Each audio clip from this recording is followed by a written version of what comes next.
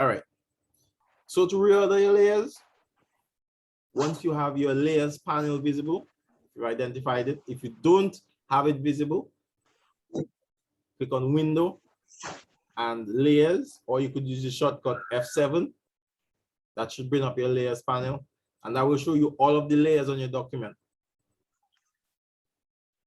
If you click on a layer on the layers panel and move it physically in the layers panel above another layer, the exact same thing will happen on the document. The layer that you move above the other layer will then come in front of it. That makes sense, right? To everybody. Yes, okay. All right. Cool. So that's how Yeah. you reorder your layers. Now, when you're creating a new layers, we're working with shapes in the meantime. So when you create a new layer, it usually gets placed in front of whatever active layer you have selected. And to make a layer active, you simply click on it in the layers panel, right? So let's say in that case, I have 3 layers, rectangle 1 being the bottommost layer, followed by rectangle 1 copy above it, and rectangle 1 copy 2 at the very top, right? If I currently have rectangle 1 selected, and I click and drag to create a new layer, and let me change the color.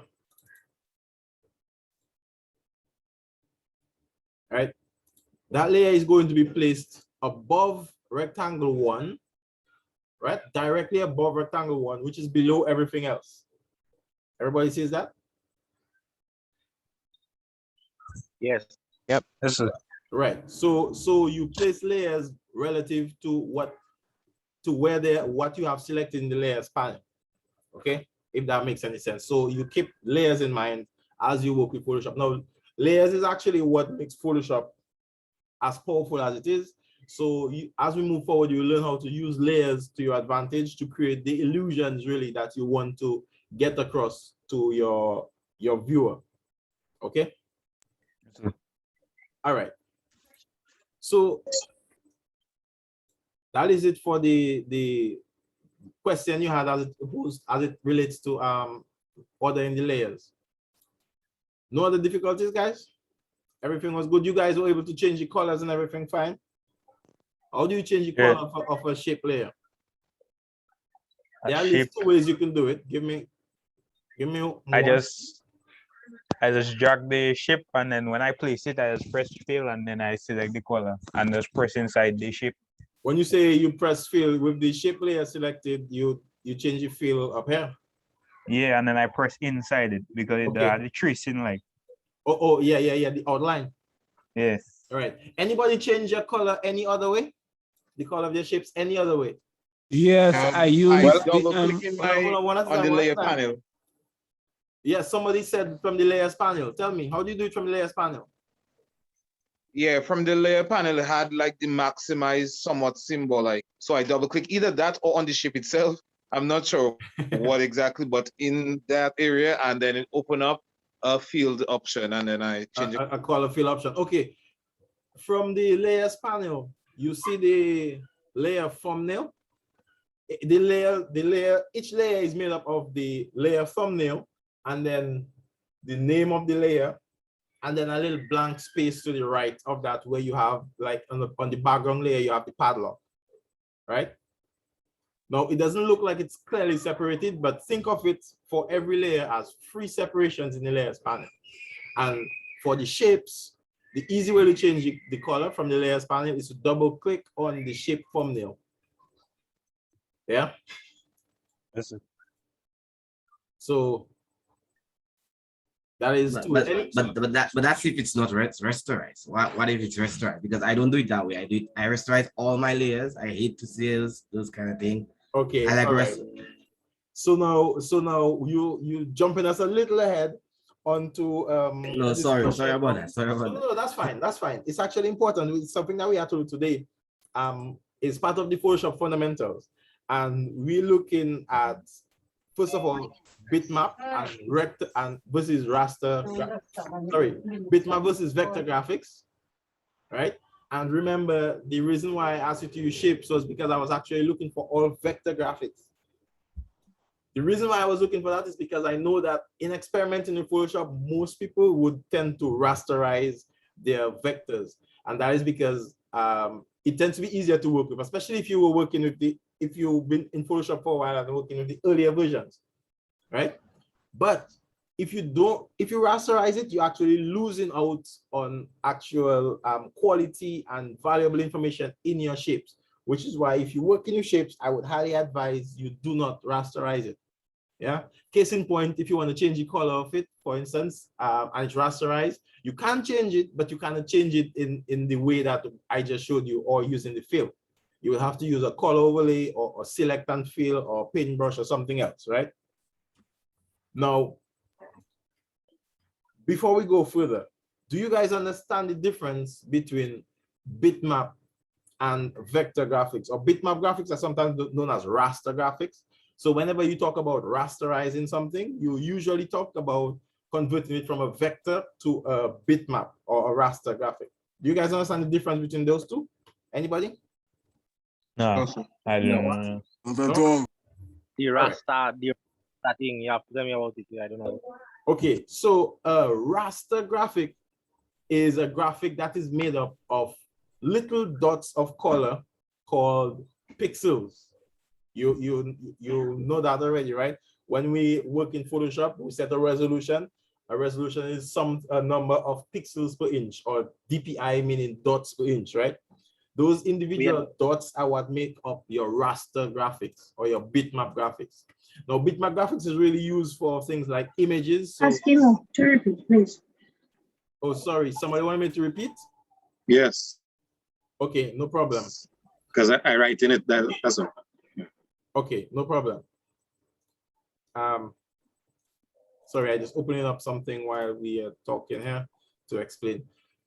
All right, so a bitmap graphic or raster graphic is a graphic that is made up of individual pixels or dots of color, right?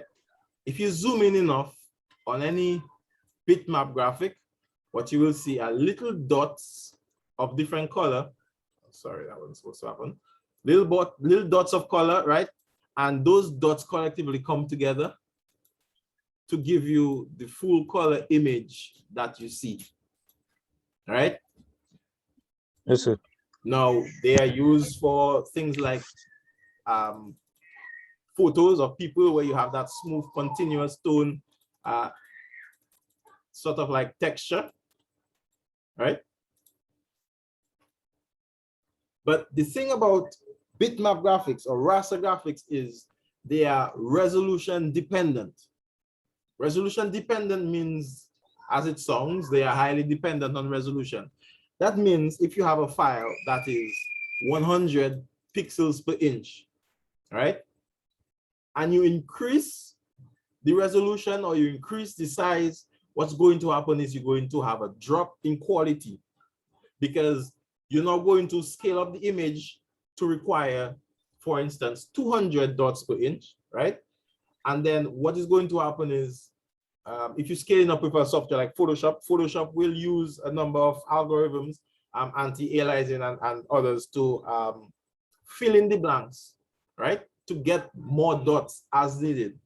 But it's not going to do a perfect job. So what's going to happen is your image is going to get blurry as you scale up, right? As you make it bigger, which is why we always try to get the highest resolution images to work with in the beginning, because once it comes to bitmap graphics, we cannot really scale up without losing quality. Okay? Everybody get that? Yes. So I just want to ask you, so zooming into a photo is like scaling up? No, zooming into a photo is more like scaling down without you changing size. Yeah, it's not scaling up. Scaling up would be changing the photo, hold on. Would be changing the photo if I go to image and image size from, say, right now, it's at, this particular photo is at 70 inches by 160 inches. Let's say it's changing it from 72 pixels per inch to 300 pixels per inch. That would be scaling up the photo, meaning it makes the photo get physically bigger. Does that make sense? Whereas if you zoom into the photo, what you actually do is put the photo on the microscope digitally. And that is going to take a bit of time, but anyway. Does that answer your question? All right, cool.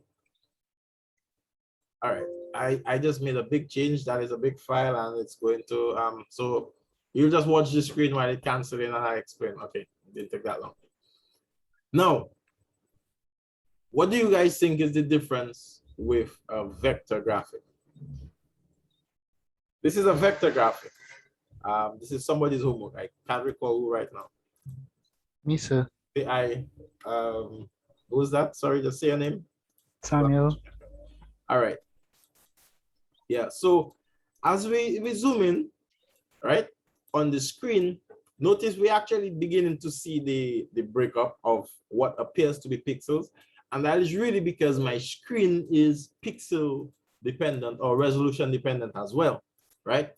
However, with an image like this, if we were to scale it up, let's go image size. Let's say it's currently 8.5 by 11. Let's say we wanted to make it as big as a 50-foot billboard to wrap around the financial center. We could scale that up, which is all vector without any loss in quality. Does that make sense? The reason is vector graphics are not made up of dots of color, but they use paths. Just a second, let me trying to figure out. Oh, okay, interesting. So Samuel, you use a lot of different shapes. That's pretty interesting. I actually was thinking that the sun was one shape, but anyway. I was going to merge it, but then I know you said make it into shapes. Yeah. All right, so that's good. So I can explain now how vectors differ from bitmap. So vector graphics are made up of paths, right, and points. So this is a point here. We call it an anchor point. This is a point here. This is a point here. 3 points make a triangle. And the line connecting these points are called paths, right? Now, they use mathematical formulas to figure out the way the points lie and the paths that are followed, right? So rather than having pixels make up the image, it's made up of mathematical calculations, pretty much. So as you scale up, it just scales up the equation, and it doesn't need to fill in any pixels usually because it's, well, again, an equation. So you just multiply the figures, right? Make it 2 times as large. And now with vector, you can modify the points individually. You can modify the path individually, right? Somebody had that issue with the homework where they were, I believe they were using the curvature tool, and they were not sure exactly what they were doing. But you can do things like curve it in different ways, right? And right now I'm just butchering your son, but you get the idea, right? You can manipulate vectors in different ways that you cannot photos. Of course, you can see that vectors are a lot less dynamic, right? You have single colors, or you can throw in gradients, but you wouldn't use a vector graphic to represent a full color image of yourself, right? As you can imagine. All right. So that is really the difference between vector and bitmap. Everybody gets the difference? Yes, sir. Yeah. All right. Awesome. Essentially, yeah. Majority of it, yeah. Okay, cool. And any questions on that?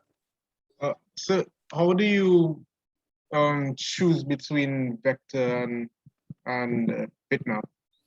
Or can you make different objects and different stuff Okay, in so the same image? Usually within one image or one graphic, you may have some vector components, some bitmap components.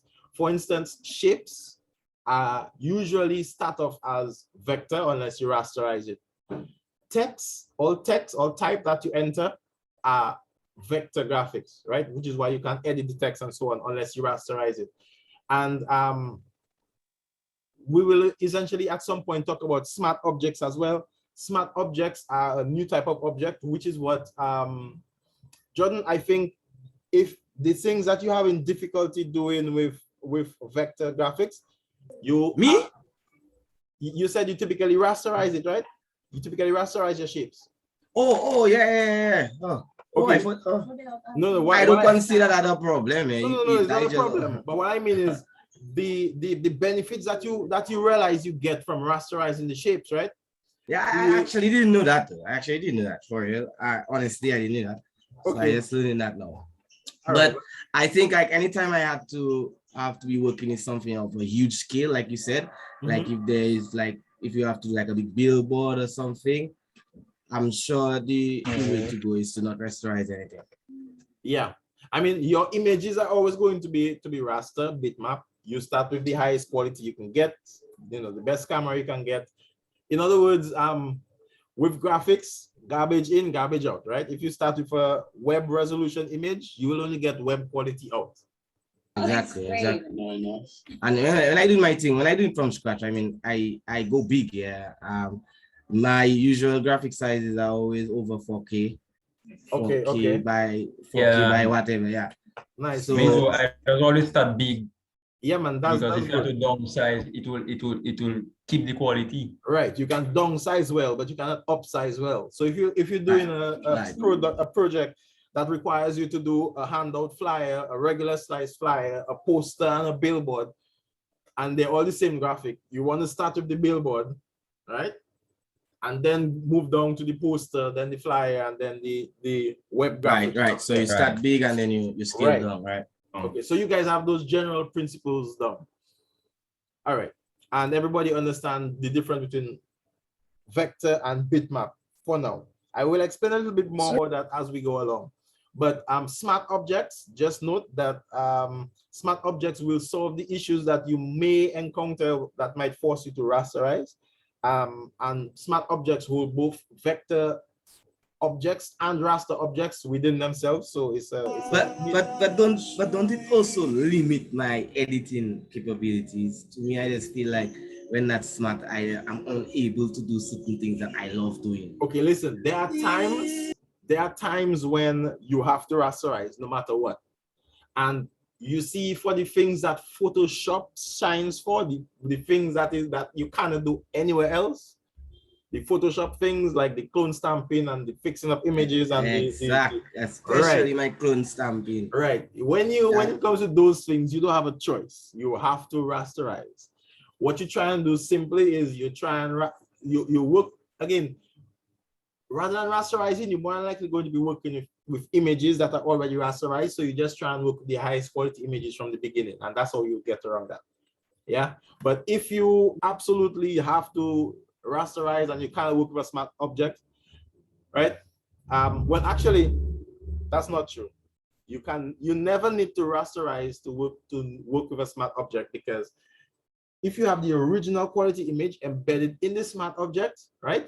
And you need to do a clone stamping, you wouldn't be able to do it directly on the document that you're working on.